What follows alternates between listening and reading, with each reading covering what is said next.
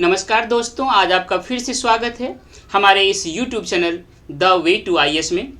आज जो हमारा सबसे इम्पोर्टेंट और जो पहला टॉपिक है वो है महर्षि अरविंदो के बारे में। महर्षि अरविंदो ICS एग्जामिनेशंस, जो ब्रिटिश गवर्नमेंट के समय में ये एग्ज़ाम लिया जाता था, एज लाइक आज का UPSC जो कंडक्ट करती है इंडियन एडमिनिस्ट्रेटिव सर्विस, ठीक इसी तरह से उस समय में ICS का एग्ज़ाम होता था। इसमें अरविंदो जी ने 11th रैंक लाया था। महर्षि अरविंद जो है एक सेक्रेट सोसाइटी जो है उससे जुड़े हुए थे, जिसका नाम था लोटस एंड डेजर। ये दो वर्ड को याद रखिएगा, सेक्रेट सोसाइटी था, उनको ज्वाइन किए थे। महर्षि अरविंद इनडायरेक्टली जो है फ्रीडम स्ट्रगल से जुड़े हुए थे जब उन्होंने अनुशीलन समिति को ज्वाइन किया था।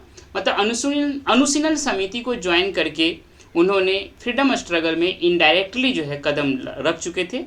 फ्रेंड्स, उन्होंने एक न्यू लैम्प्स फॉर ओल्ड करके आर्टिकल्स लिखा था जो कि इंदु प्रकाश में पब्लिश्ड हुआ था। ये याद रखिएगा, ये न्यू लैम्प फॉर ओल्ड और जो पब्लिश्ड हुआ था इंदु प्रकाश में पब्लिश्ड हुआ था।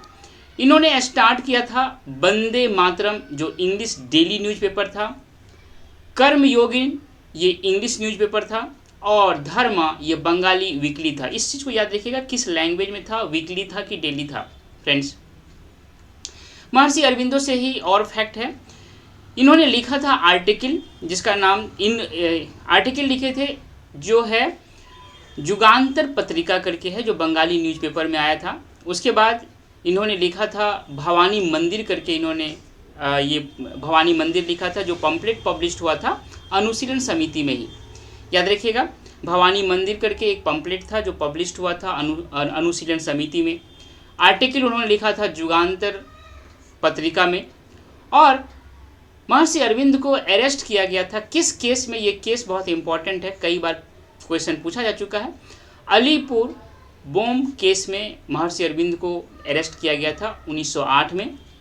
महर्षि अरविंद जो है इंस्पायर्ड थे फिलॉसफी ऑफ सत्यचित आनंद और योगा। ये दो फिलॉसफी से महर्षि अरविंद बहुत ही प्रभावित थे और इनका जो कंट्रीब्यूशन था specially in the field of spirituality, ये दिखता है जब इन्होंने लिखा द लाइफ डिवाइन करके इन्होंने बुक लिखा था, जिसमें इनका जो मेन थीम था वो था transform men from mental to supramental beings, पहला पॉइंट। दूसरा, इन्होंने एक स्पिरिचुअल बुक ही लिखा था जिसका नाम था द आर्या। इसमें ये एक तरह का फिलोसफिकल था और ये मंथली पब्लिश होता था। 1914 में ये पब्लिश्ड हुआ था। फ्रेंड्स, साथ ही साथ महर्षि अरविंदो जो अदर्स बुक लिखे हैं उसको देख लेते हैं। उन्होंने एक एसे ऑन गीता लिखा था 22 में, द सिंथेसिस ऑफ योगा 1948 में, ह्यूमन साइकिल 1949 में, आइडिया ऑफ ह्यूमैनिटी 1949 में ही, और सावित्री ए लेजेंड एंड सिंबल 1950 में। ये बुक जो है महर्षि अरविंदो ने ही लिखा था।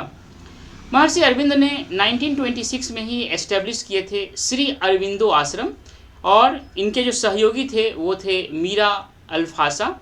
मीरा अल्फासा जो है उन्होंने औरविलो करके पांडिचेरी में एक जगह है वहाँ पे औरविलो का फाउंडेशन जो है मीरा अल्फासा ही किया था।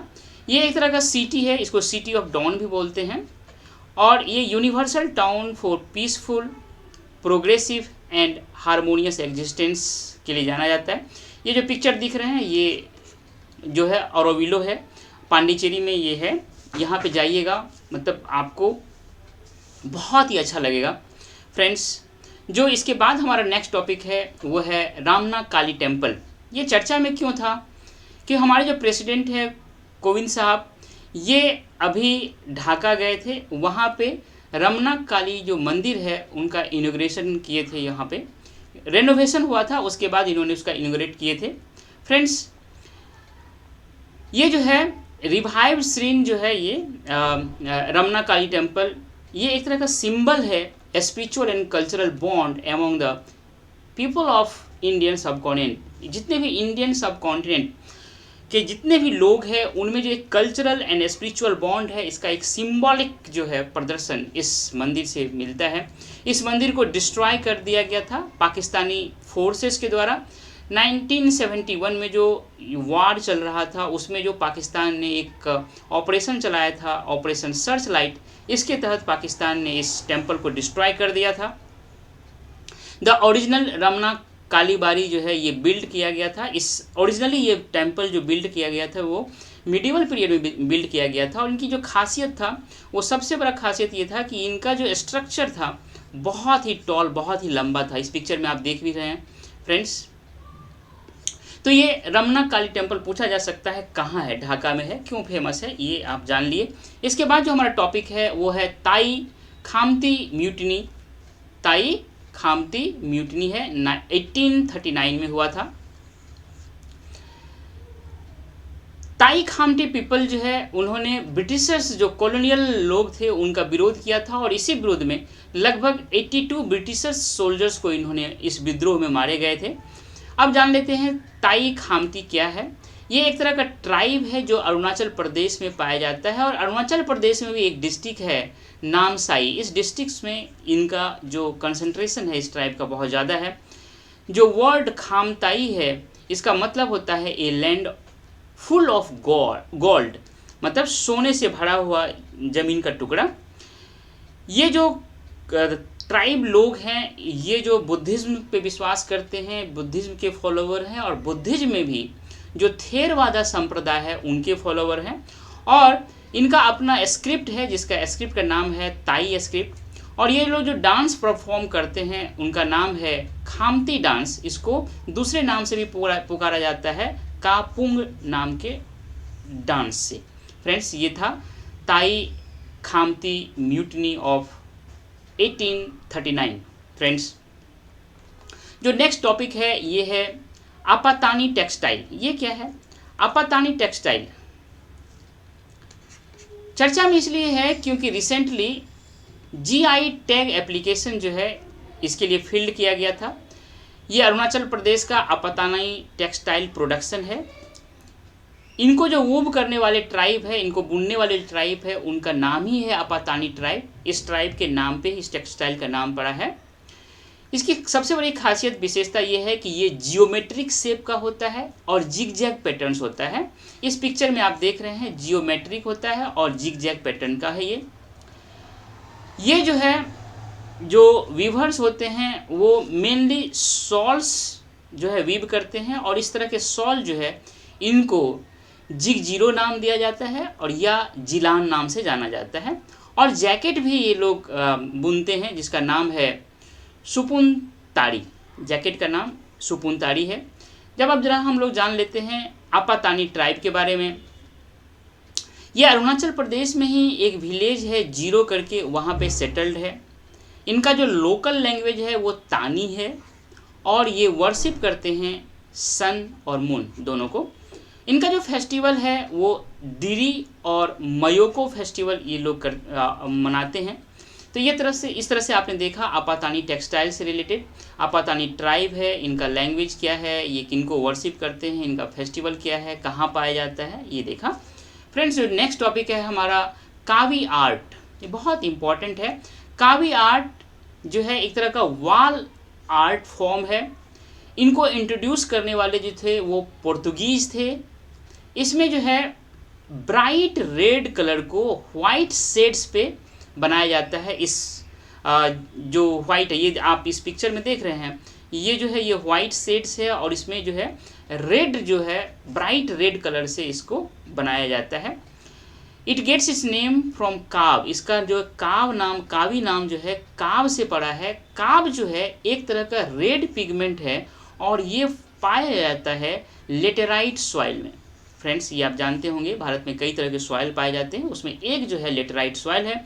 इसी लेटेराइट सॉइल में ये रेड पिगमेंट पाया जाता है जिसको काव बोलते हैं। इसी काव पिगमेंट के नाम के कारण इसका कावी आर्ट पड़ा है। It is use to create image on white background. ये वाइट बैकग्राउंड है उस पर जो है रेड कलर से इमेज क्रिएट किया जाता है। याद रखिएगा जो सबसे इम्पोर्टेंट है इसमें जो कलर यूज किया जाता है सिर्फ और सिर्फ रेड ही किया जाता है। ये ओनली वर्ड पे ध्यान दीजिएगा। अगर आप नहीं जानते हैं और ये ओनली वर्ड हो, अगर आप बहुत इस तरह से नहीं जानते हैं, एग्जामिनेशन हॉल में ये क्वेश्चन आ जाए और वहाँ पे ओनली वर्ड लगा हुआ हो, तो शायद आपको लगेगा कि नहीं नहीं, सिर्फ एक कलर में तो पेंटिंग नहीं बनाता होगा। लेकिन ये याद रखिएगा, इसमें सिर्फ एक ही कलर, रेड कलर ही यूज किया जाता है। बेसिकली ये जो पाया जाता है ये कोंकण रीजन में पाया जाता है, और स्पेशली जो गोवा है, महाराष्ट्र है और कर्नाटका है, यहाँ के टेम्पल्स के वॉल पे इस तरह के पेंटिंग जो है, इस तरह के आर्ट जो है पाए जाते हैं फ्रेंड्स। इसके बाद जो है हमारा टॉपिक है decline in imports of toys. क्या है, भारत में चाइना और ताइवान से बहुत ज़्यादा टॉयज, खिलौना का इम्पोर्ट होता था। इससे हमारे यहाँ के जितने भी टॉयज प्रोडक्शन थे उनको बहुत ज़्यादा नुकसान होता था। भारत सरकार ने बहुत सारे उपाय करके यहाँ के जो टॉयज मैन्युफैक्चरिंग थी उनको बढ़ावा देने का बहुत कोशिश किया, और परिणामतः ये हुआ कि भारत में जो इम्पोर्ट होते थे टॉयज, उनका बहुत ज़्यादा बड़े पैमाने पे उनका मात्रा जो है, जो क्वांटिटी है वो घट गया। लेकिन यहाँ पे मेन चीज़ जो है हमको ये याद रखना है कि भारत में इस तरह के जो ट्रेडिशनल टॉयज हैं वो नाम क्या है और कहाँ कहाँ पाया जाता है, इसको हम देख लेते हैं। इसको याद रखना है। चन्नापत्तन टॉयज और किन्नल टॉयज ये कर्नाटका का है।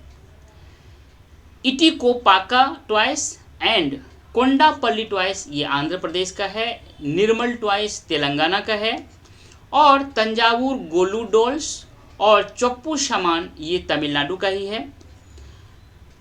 लाइफा डीबी जो टॉयज है ये मणिपुर का है, और आसिर कांदी टेराकोटा टॉयज ये असम का है।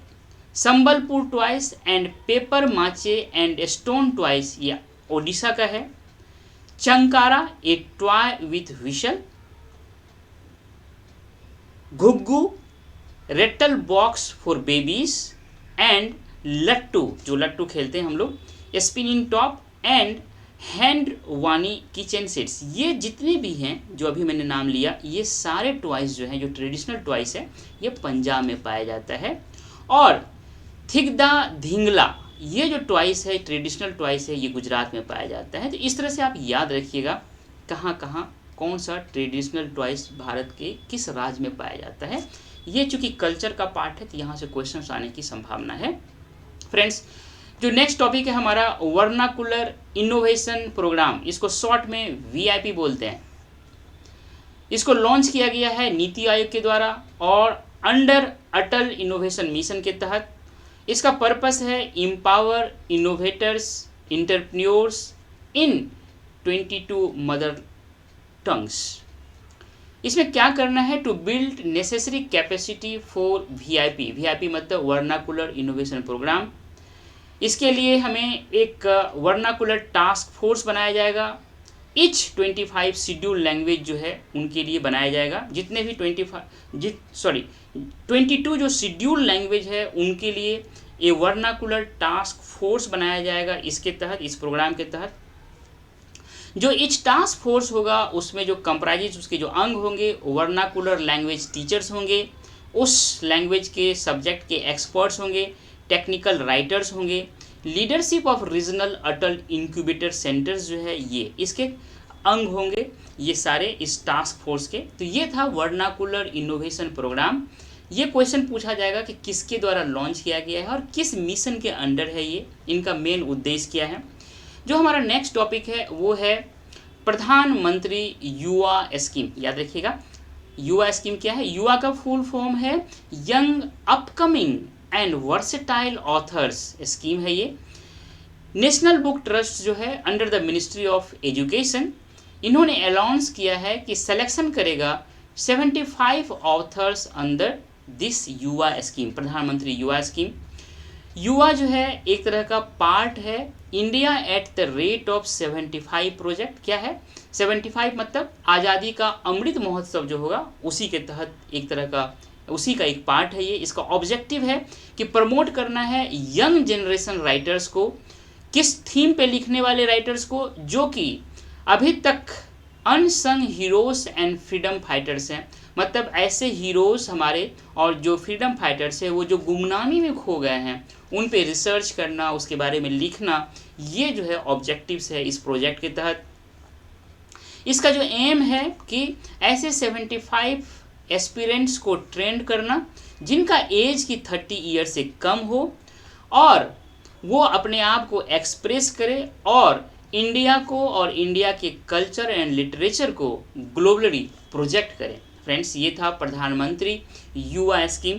इसके बाद जो हमारा नेक्स्ट टॉपिक है order of the drug Gyalpo, ये क्या है? ये भूटान का हाईएस्ट सिविलियन अवार्ड है। प्रधानमंत्री हमारे जो हैं नरेंद्र मोदी जी, उनको ये अवार्ड दिया गया है और भूटान के नेशनल डे पे ये अवार्ड दिया गया है। इसको याद रखिएगा, ये पूछा जाएगा कि ये अवार्ड दिया गया है किस कंट्री का ये अवार्ड है। फ्रेंड्स, जो अगला टॉपिक है वो है दुर्गा पूजा से रिलेटेड है। रिसेंटली जो है दुर्गा पूजा इन कोलकाता में जो दुर्गा पूजा मनाया जाता है उनको यूनेस्को का intangible cultural heritage of humanity का दर्जा दिया गया है। आप जानते हैं टेंजिबल और इंटेंजिबल में क्या अंतर है। इनको इंटेंजिबल कल्चरल हेरिटेज कैटेगरी में इनका यूनेस्को में दर्जा दिया गया है। इसके साथ साथ जो और एग्जाम्पल्स हैं intangible cultural heritage of UNESCO में जो कि इंडिया के हैं, उनको ज़रा देख लेते हैं, बहुत इंपॉर्टेंट है। कुंभ मेला, योगा, नवरोज, रामलीला, वैदिक चैंटिंग, ये सारे जो है इंटेंजिबल कल्चरल हेरिटेज जो है ऑफ ह्यूमैनिटी ऑफ यूनेस्को के लिस्ट में है। इसके अलावा जो और है traditional brass and copper utensil making among the थेराश ऑफ जंदियाला गुरु, ये पंजाब का है। इसको याद रखिएगा कि ये कहाँ का है, पंजाब का है। उसके बाद संकीर्तन मणिपुर का, बुद्धिस्ट चैंटिंग लद्दाख का, छाऊ डांस ऑफ सेरैकेला पुरुलिया और मयूरभंज डिस्ट्रिक्ट जो है यहाँ का इस डांस जो छाऊ डांस है उनको इस कैटेगरी में रखा गया है। कलबेलिया जो डांस है राजस्थान का और मुडियट्टू जो केरला का है, इनको भी इसमें स्थान दिया गया है। और कुटियट्टम संस्कृत थिएटर है केरला का, इनको दिया गया है। और रमन फेस्टिवल ऑफ गढ़वाल उत्तराखंड, इन सब को जो है इन सब का दर्जा जो है वो यूनेस्को के intangible cultural heritage of humanity में दिया गया है। फ्रेंड्स, इस तरह से आज का जो हमारा लेक्चर है ये 13वां लेक्चर है जो हमारा 300 प्लस मोस्ट इम्पॉर्टेंट टॉपिक जो कवर कर रहे हैं उस सीरीज के तहत। फ्रेंड्स, मुझे उम्मीद है कि आपको ये वीडियो बहुत अच्छा लगा होगा, इसीलिए आपसे ये हमारा हम्बल रिक्वेस्ट है कि हमारे इस वीडियो को सब्सक्राइब करें, लाइक करें, अपना वैल्यूएबल कमेंट दें और अपने दोस्तों के बीच शेयर करें। फ्रेंड्स, मिलते हैं नेक्स्ट वीडियो में। Thank you dear.